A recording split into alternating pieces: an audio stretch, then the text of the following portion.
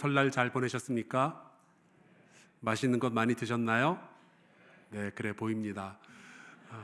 우리 찬양대 이렇게 꽉 찬 느낌 오랜만이에요. 잘 드셔서 그런 것 같아요. 이번 설날에 눈이 많이 왔습니다. 다들 조심조심 운전을 하셨겠지만 올해도 뉴스에 보니까 전국 여기저기에서 교통사고가 많이 났더라고요. 특히 교통사고 소식이 들려올 때 겨울이면은 자주 들리는 단어 가운데 하나가 블랙 아이스라는 겁니다. 이 도로 위가 얼음으로 코팅이 됐는데 이게 까맣게 돼서 이게 도로인지 얼음인지 잘 안 보이는 케이스죠. 이번 주에도 굉장히 춥다고 하는데 여러분 운전하시는 분들, 걸어 다니시는 분들 조심조심 하시면 좋겠어요. 근데 이 블랙 아이스의 별명이 있습니다. 도로 위의 저승사자라고 그러더라고요. 이것 때문에 3주 전에 자유로에서는 44대가 연쇄 추돌 사고가 있었죠. 또 문산에서는 43대 연쇄 차량 추돌 사고가 있었고요. 지난주에는 상주에서 28대 연쇄 추돌 사고가 있었습니다. 저도 이 블랙 아이스가 얼마나 위험한 건지 경험을 해봤어요. 제가 군대에 있을 때인데 그때 이제 제가 소방차를 몰고 사거리에 서서 이제 좌회전 신호를 기다리고 있었습니다. 근데 느낌이 뭔가 이상한 거예요. 왠지 저만 빼고 온 세상이 왼쪽으로 움직이는 듯한 느낌인 거죠. 알고 보니까 제가 몰던 소방차가 얼음 위에 서 있었는데 이게 얼음에서 오른쪽으로 슬슬슬 미끄러지면서 가더니 보도블럭에 부딪히기 전까지 미끄러져서 거기서 쓴 거예요. 만약에 그때 제 오른쪽 차선에 다른 차가 있었거나 혹은 사람이 있었으면 큰일 날 뻔했죠. 자동차는요, 타이어가 얼음 위가 아니라 도로 위에 이렇게 붙어 있을 때가 가장 안전합니다. 그게 자동차의 기본이에요.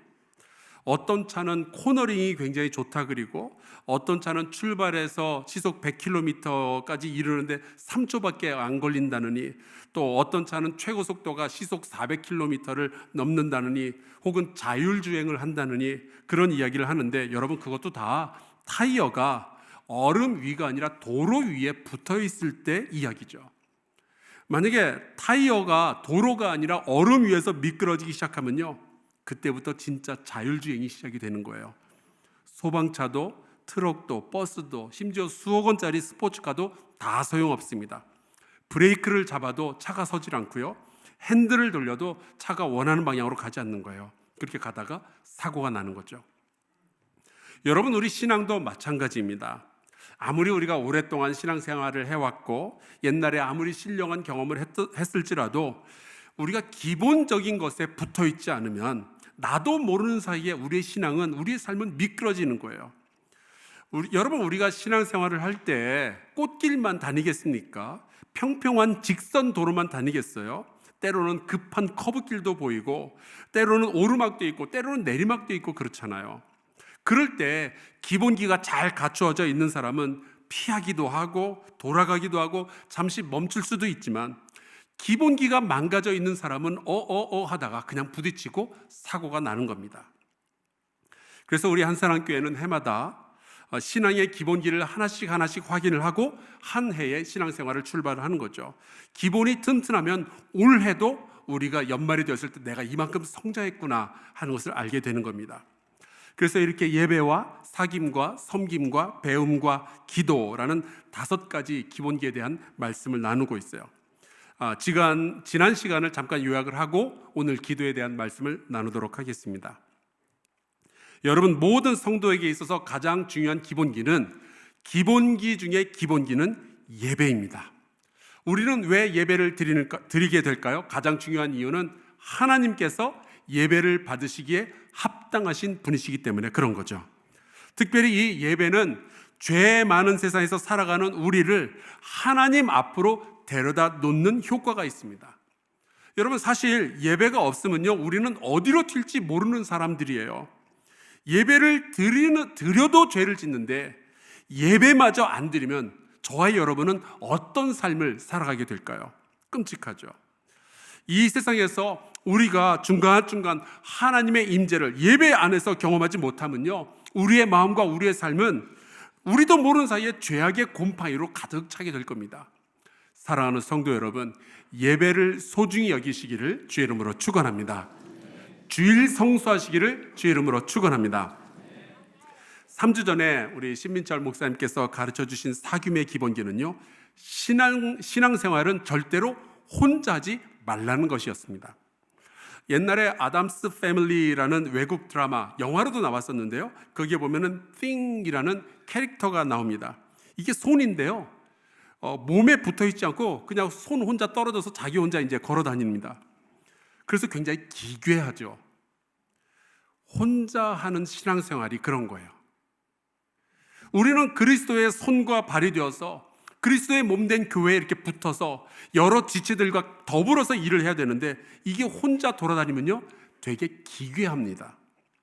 그러니까 여러분, 순모임이나 남선교회 혹은 여선교회 같은 소그룹 활동을 통해서 교회 성도들과 깊은 사귐을 가지시기를 주의 이름으로 축원합니다. 2주 전에는 우리 윤정표 목사님께서 섬김에 대해서 가르쳐 주셨어요. 그 설교를 들으면서 제가 깨달은 것이 있습니다. 사람들이 그런 얘기 하잖아요. 자식을 길러봐야 철이 든다고. 왜 그렇죠? 그제서야 자식을 내가 낳고 길러봐야 나를 키워주신 부모님의 마음을 그제서야 이해가 되는 거니까요. 여러분, 섬김이 그런 거예요. 섬김이 없으면요, 우리는 예수님을 이해하기가 너무 어렵습니다. 왜냐하면 예수께서 섬기려고 이 땅에 오셨거든요. 그분이 왜 그렇게 우셨는지, 그분이 왜 제자들의 발을 닦아 주셨는지, 그 예수님은 섬김을 하다가 어떤 고민을 하셨는지, 여러분, 우리가 섬김을 갖지 않으면 그 예수님을 이해하기가 참 어려운 거예요. 게다가 예수님은 섬김을 통해서 세상을 바꾸신 분이십니다. 그렇기 때문에 여러분, 우리가 우리의 삶 속에서, 우리의 교회 가운데서 섬김을 실천할 때 하나님의 나라는 그저 이론이 아니라 우리의 현실이 될 줄로 믿습니다. 지난주에는 우리가 배움에 대한 말씀을 나누었죠. 역사적으로 이스라엘은요, 엄청난 복을 받았던 사람들이에요. 출애굽을 했잖아요. 홍해가 갈라지는 것을 경험을 하죠. 여리고성이 무너지는 것을 보았던 사람들입니다. 그런데 이들이 후손들에게 하나님의 말씀을 가르치지 않았고, 후손들은 선조들로부터 하나님의 말씀을 배우질 않으니까 하나님이 누군지를 잊어버린 거예요.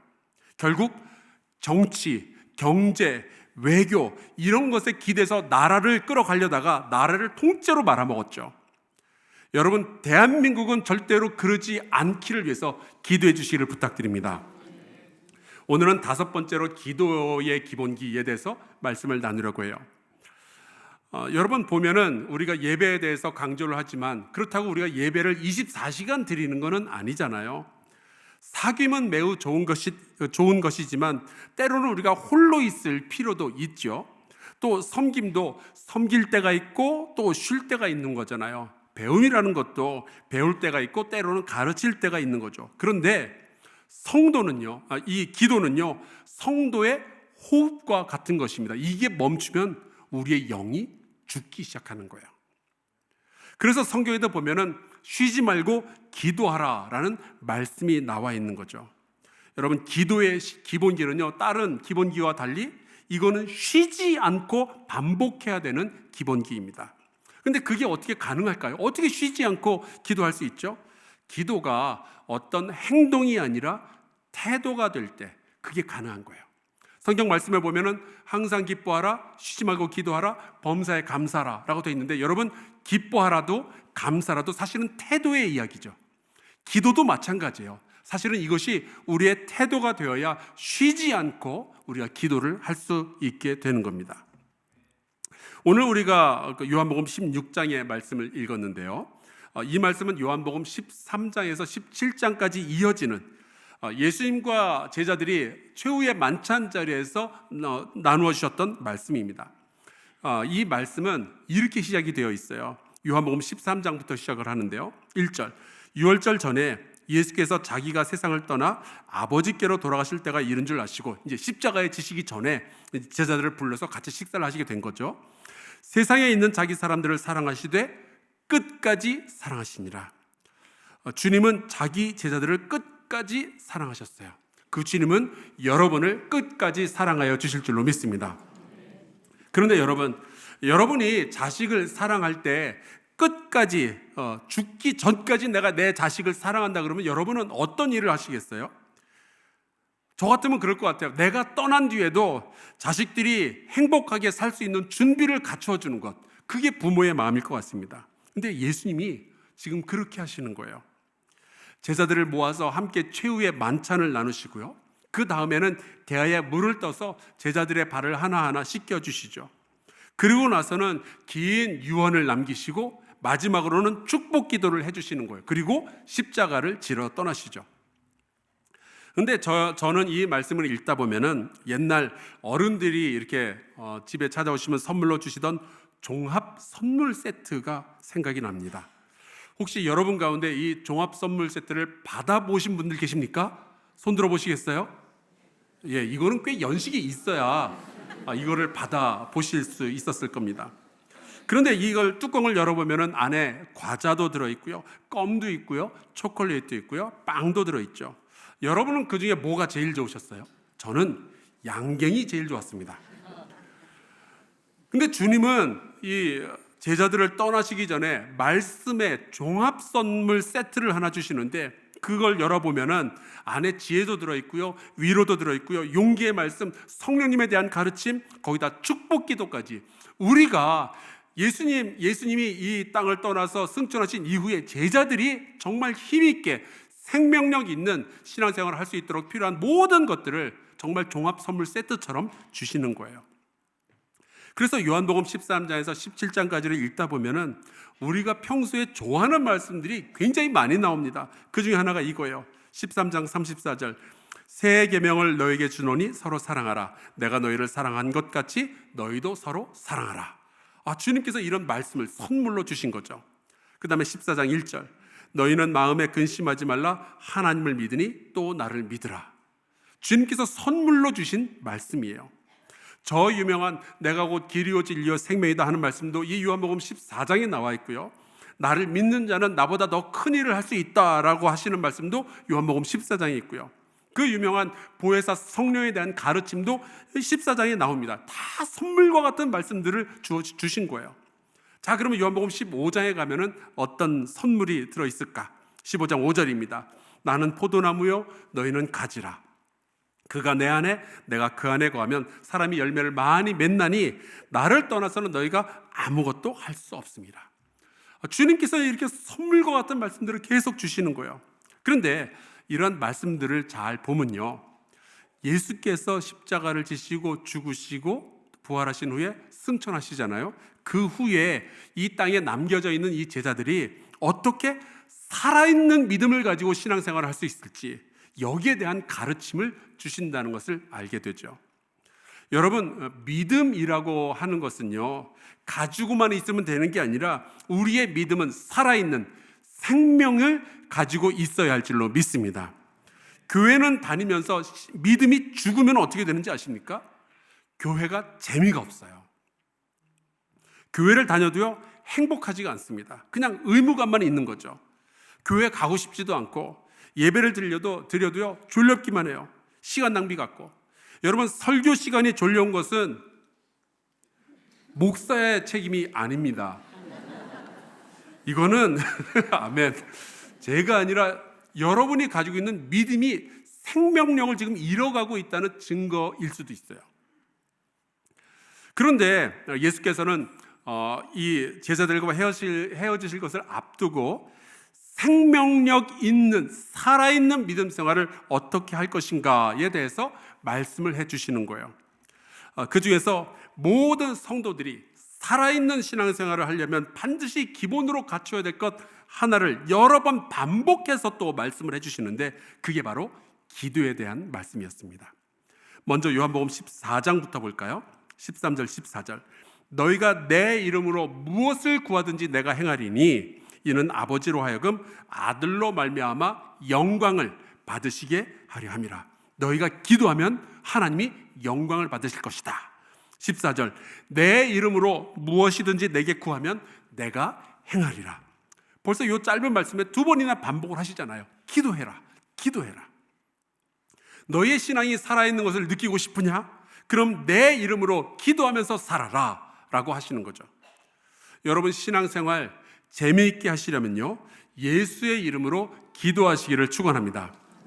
그런데 다른 모든 말씀들, 다른 가르침들은 한 번씩 하고 이렇게 진도가 나가시는데, 유독 내 이름으로 기도해라 라는 말씀은 14장, 15장, 16장에 계속 반복이 되고 있는 거예요.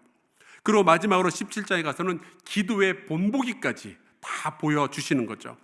15장에 보면은 이렇게 말씀을 하십니다. 너희가 나를 택한 것이 아니요 내가 너희를 택하여 세웠나니 이는 너희로 가서 열매를 맺게 하고 또 너희 열매가 항상 있게 하여, 그러니까 생명을 있게 만들고 싶다 이거죠. 그리고 이렇게 말씀하십니다. 내 이름으로 아버지께 무엇을 구하든지 다 받게 하려 함이라. 여러분, 누구의 이름으로 구하라고요? 예수의 이름으로 구하라는 거죠. 이것이 생명력 있는 신앙생활의 열쇠가 되는 겁니다. 그래서 하나님이 기도할 때마다 너를 어떻게 도우시는지를 경험하면서 살아라 말씀하시는 거죠.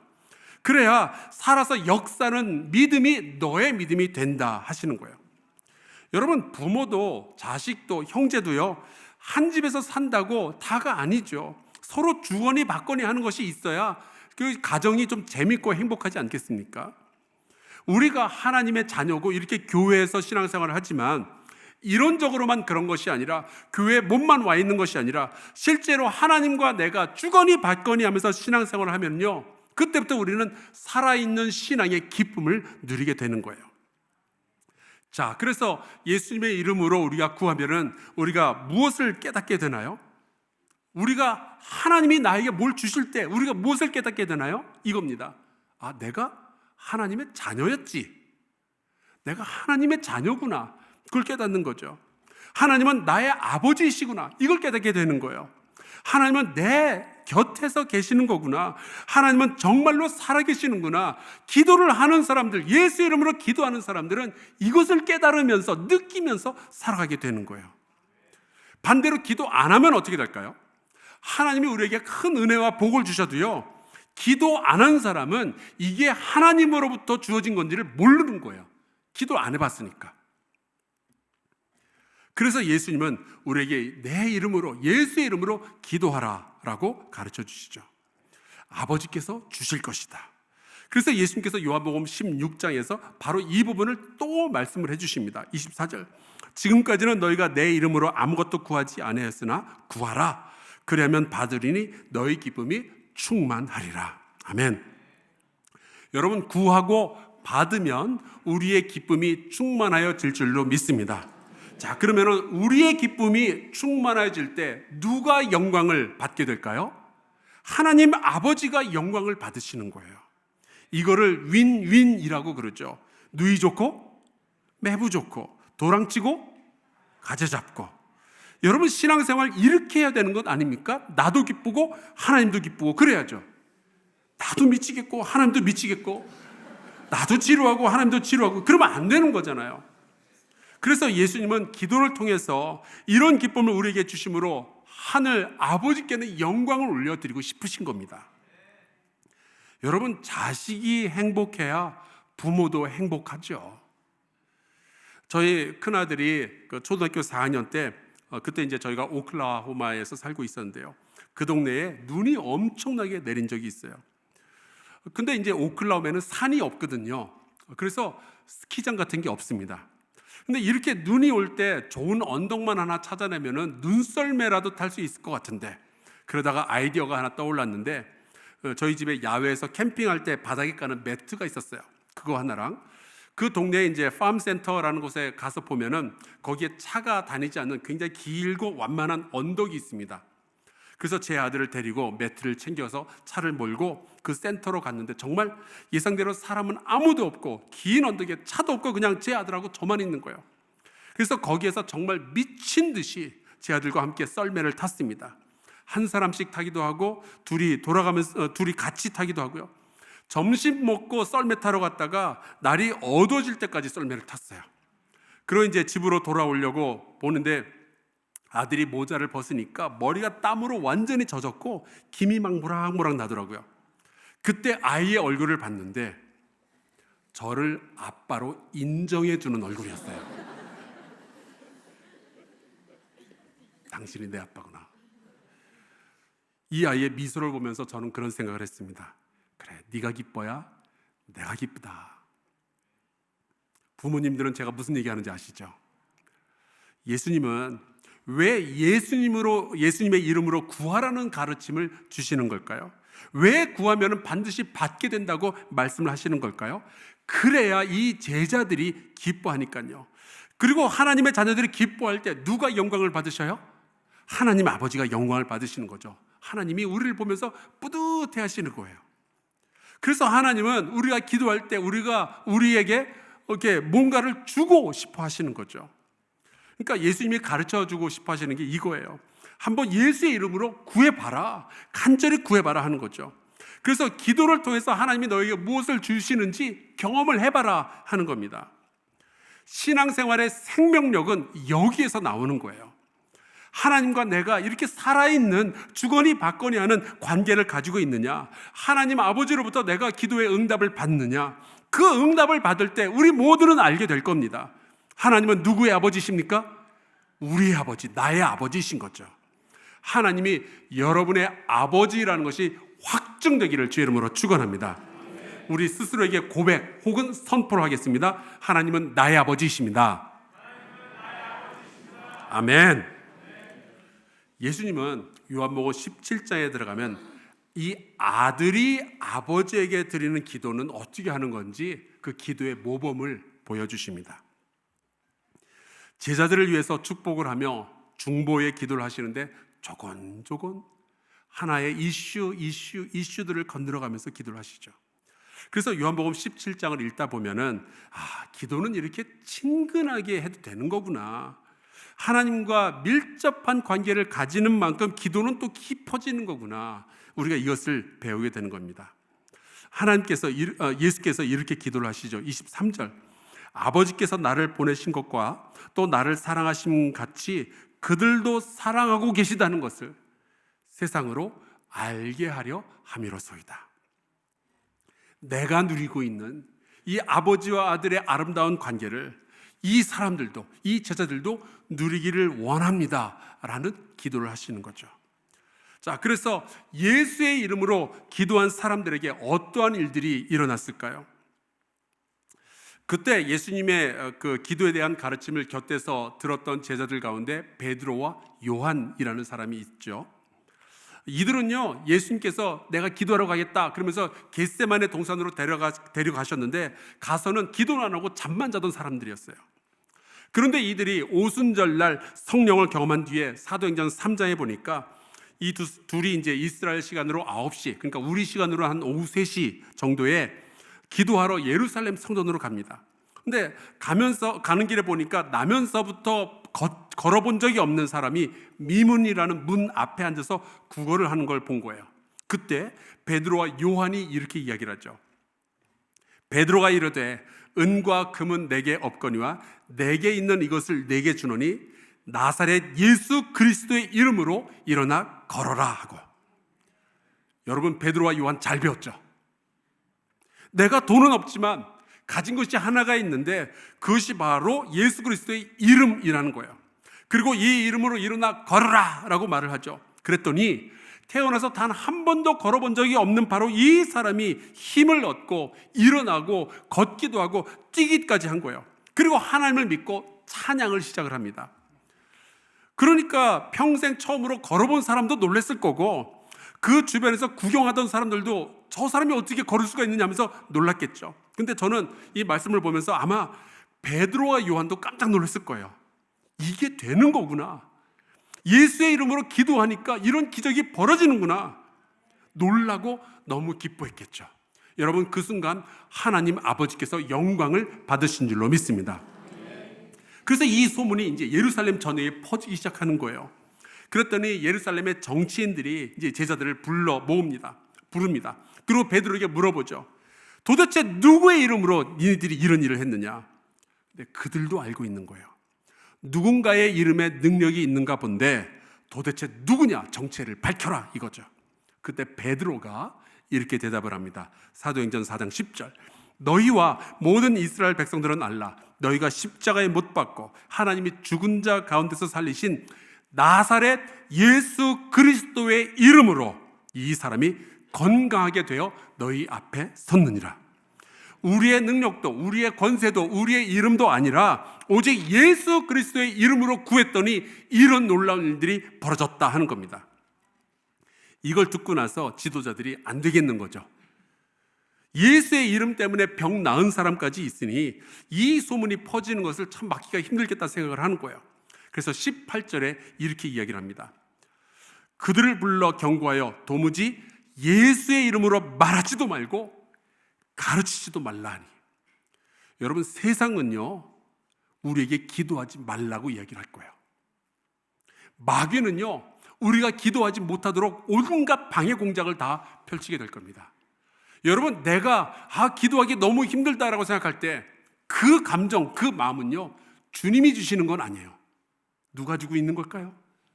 세상과 마귀가 우리에게 주고 있는 이야기죠.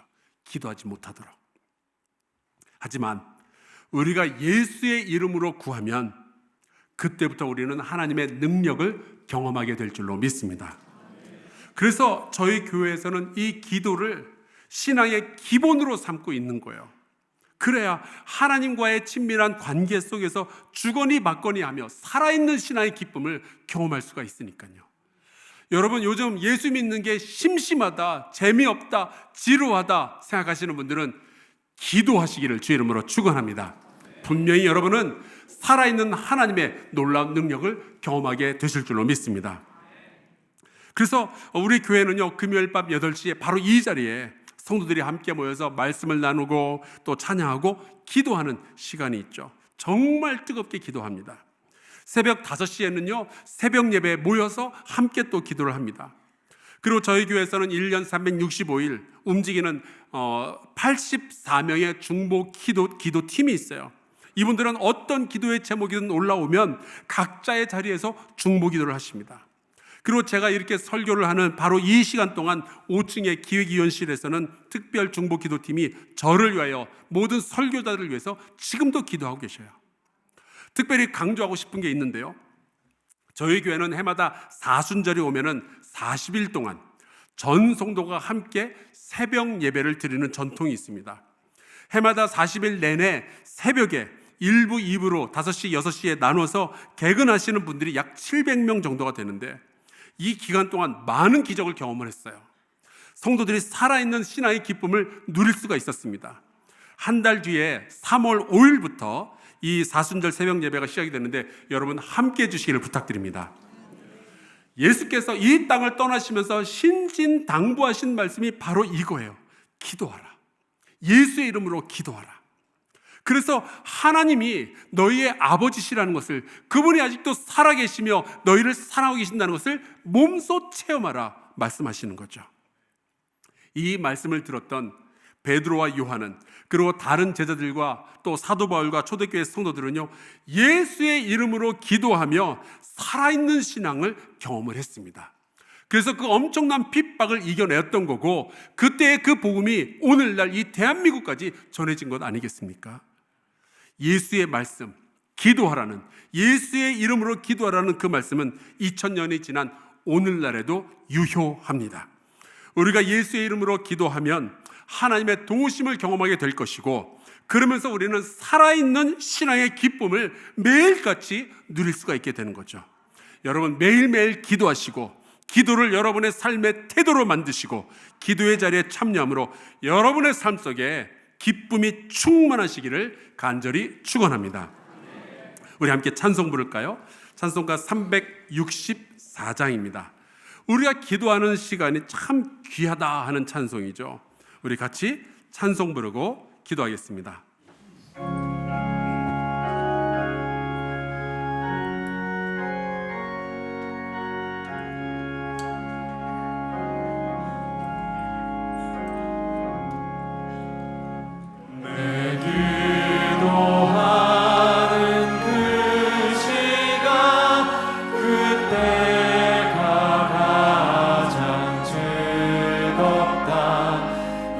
세상 그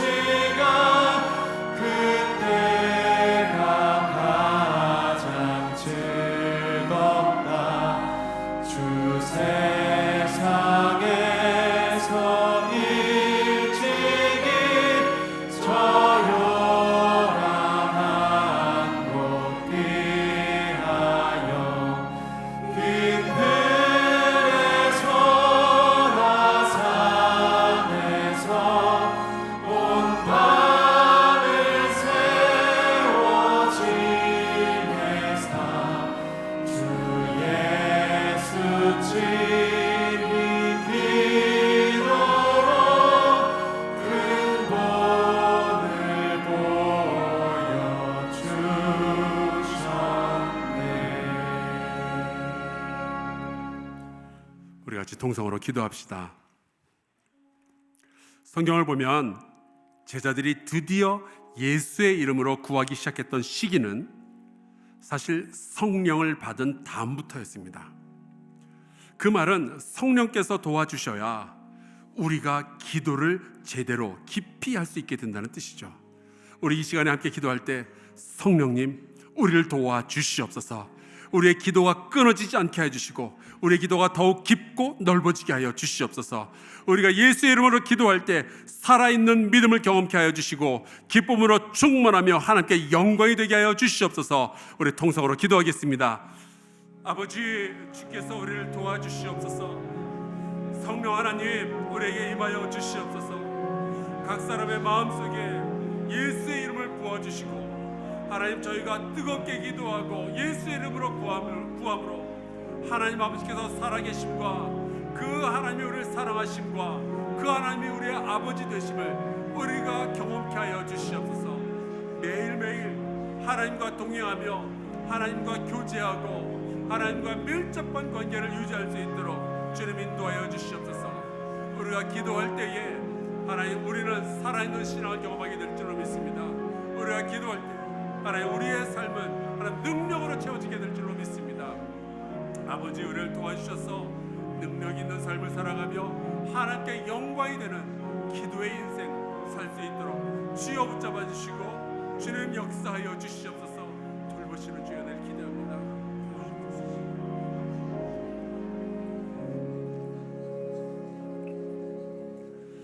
하나님, 우리의 아버지가 되어 주셔서 감사합니다. 우리가 예수의 이름으로 기도할 때에, 예수의 이름에 합당한 기도를 드릴 때에 하나님은 그 기도를 들으시며 응답하여 주시는 줄로 믿고 감사합니다. 살아계신 성령님, 구하오니 우리 성도들의 믿음 생활에서 기도가 사라지지 않게 하여 주옵소서. 기도를 통하여 아버지 하나님과 친밀한 교제를 나누게 하여 주시고 능력 있고 기쁨이 충만한 믿음을 소유하게 하여 주시옵소서. 기도의 자리를 즐거워하게 하시고 하나님이 우리의 아버지임을 경험케 하여 주시옵소서. 예수 그리스도의 이름으로 기도하옵나이다. 아멘.